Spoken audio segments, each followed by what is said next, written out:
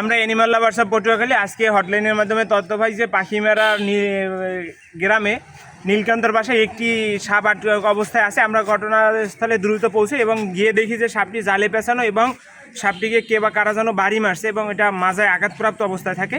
তো সাপটাকে উদ্ধার করে এনে এটাকে কলাপাড়া ভেটেরিনারি হাসপাতালে নিয়ে আসি এবং এখানে ডাক্তারদের কাছে প্রাথমিক চিকিৎসা নেই এবং সাপটা কিছুদিন আমাদের অবজারভেশনে থাকবে। আর সাপটা যদি সুস্থ হয় তাহলে বন বিভাগের সহযোগিতা নিয়ে নিরাপদ স্থানে অবমুক্ত করা হবে।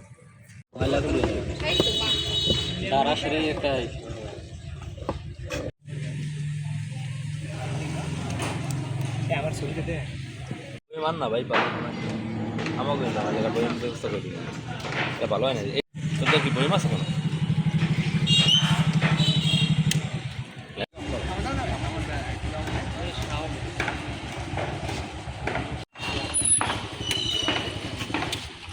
দাঁড়াই সাহেব কি হয়েছে এটা?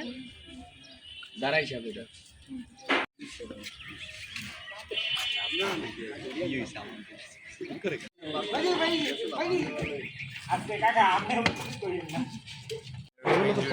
না ইঞ্জিন না দেওয়া লাগবে দশ থেকে কি সাহেব এই যে কি সাহেব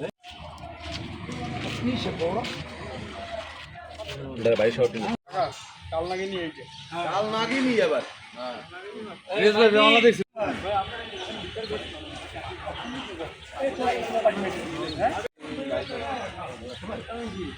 হ্যালো ধরে বাগান জন্য